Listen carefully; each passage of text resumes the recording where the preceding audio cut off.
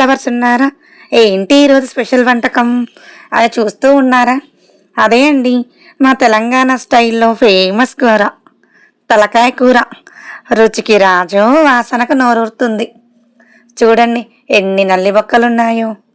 నల్లి బొక్కలంటే మీలో ఎంతమందికి ఇష్టం చెప్పండి. ఒక్కసారి ఈ స్టైల్లో తలకాయ కూర చేస్తే ఇంట్లో వాళ్ళు చాలా బాగుందంటారు. టేస్టీ తెలంగాణ తలకాయ కూర. ఇంకెందుకు ఆలస్యం, ఎలా చేస్తానో చూడండి. ప్రాసెస్లోకి వెళ్దామా? ఏం లేదండి, నాన్ వెజ్ కర్రీ ఏదైనా సరే ఫస్ట్ మసాలాలు బాగా అప్పటికప్పుడు ఫ్రెష్ వేసుకోవాలన్నమాట. నేనైతే ఈరోజు ఎందుకో రోట్లో దంచాలి, మంచిగా టేస్టీగా కర్రీ రావాలని రోట్లో దంచుతున్నా చూడండి. ఫస్ట్ మసాలా దంచాను, ధనియాల పొడి, కొంచెం గరం మసాలా, అదే అండి మిరియాలు, ధనియాలు, కొన్ని లవంగాలు కలిపి చేస్తారు కదా కూరలకి మసాలా, అది దంచాను. మేమైతే కొంచెం ఘాటుగా తింటాం, మీ స్పైసీ తగ్గట్టు వాడండి. సో ఇలా మసాలాలు అయిపోయినాక ఫ్రెష్గా అల్లం కూడా దంచుకున్నాను. అల్లంలో కొంచెం ఉప్పు పసుపు వేసి దంచుకోండి. నేను లాస్ట్ వీడియోలో కూడా చెప్పాను, అలా దంచితే చాలా టేస్టీగా ఉంటుంది. అలాగే కొన్ని టమాటా ముక్కలు, కొన్ని ఆనియన్స్ కూడా కచ్చా పచ్చా అంటే మరీ మెత్తగా కాకుండా దంచి పక్కన పెట్టేసుకోండి. ఇవన్నీ ఇలా దంచేసి ఒక ప్లేట్లో తీసుకొని నేను పక్కన పెట్టేసుకున్నాను. ఇవన్నీ ఎలా చేస్తాను అనేది చూడండి. ఇక ఇంగ్రీడియంట్స్కి వస్తే ముందుగా మనకి ఏం కావాలి, తలకాయ కూర, ఉల్లిగడ్డలు 2 పెద్దవి తీసుకోండి, టమాటా, ఫ్రెష్ అల్లం వెల్లుల్లి పేస్ట్, పచ్చిమిర్చి, కారం మీ టేస్ట్కు తగ్గట్టు, ధనియాల పొడి, గరం మసాలా, ఉప్పు తగినంత, కొత్తిమీర, ఆయిల్ కూడా. ఇంగ్రీడియంట్స్ అన్నీ నోట్ చేసుకున్నారా? ఇక మళ్ళీ చూడండి, టమాటాలు నాకు తెలిసి మిక్సీ కంటే రోట్లో దంచండి, చాలా టేస్టీగా ఉంటుంది. తెలంగాణ కూరలండి, గరం గరం ఉంటాయి, తింటూ ఉంటే నోట్లో నీళ్లు కారుతూ ఉంటాయి.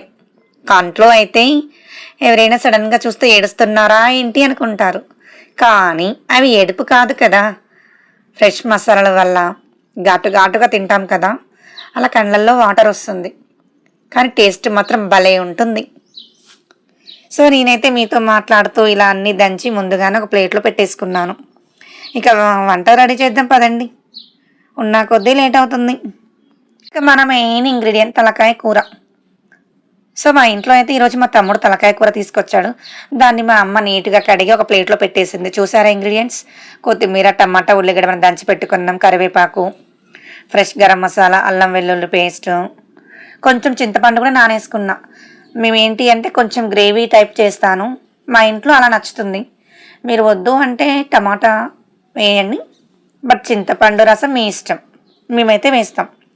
ఇంకేముంది, గ్యాస్ పైన ఆన్ చేసి కడాయి పెట్టేసి కొంచెం బగారాకు, పోపు దినుసులు ఉంటాయి కదా వీడియోలో చూపిస్తున్నట్టు అన్నీ వేసేసేయండి. అవి అలా మగ్గుతుంటే ఒక 2 మినిట్స్కి పసుపు, అల్లం వెల్లుల్లి పేస్ట్ కూడా వేయండి, కొంచెం పచ్చివాసన పోవాలి కదా. సో ఇవన్నీ మగ్గుతుంటే తలకాయ కూర కూడా వేసి లైట్గా సాల్ట్ వేసి ఒక 5 మినిట్స్ లో ఫ్లేమ్లో పెట్టేసేయండి స్టవ్. సో వీడియో చూస్తున్నారు కదా, పోపు మగ్గగానే కొంచెం ఇలా తలకాయ కూర వేసుకొని అలా మగ్గుతూ ఉంటాయి. అవును, కానీ మీరు పెళ్ళిళ్ళకి వెళ్ళినప్పుడు చికెన్ తింటారా, మటన్ తింటారా? నేనైతే చికెనే ఎక్కువ తింటా, మటన్ నాకు అంత ఇష్టం ఉండదు. కానీ మా సైడ్ దావత్ అయినా ఫంక్షన్ ఏదైనా సరే ముక్కలు ఖచ్చితంగా పెట్టాలి. ముక్క లేకున్నా, చుక్క లేకున్నా చాలా కష్టం అవుతుంది తెలంగాణ వాళ్ళకి. ఇక ఫంక్షన్లో వెళ్ళినప్పుడు నల్లి బొక్క, ఓహో ఆ బొక్క చూస్తే అందరికీ దిల్ ఖుషి ఖుషి అవుతుంది.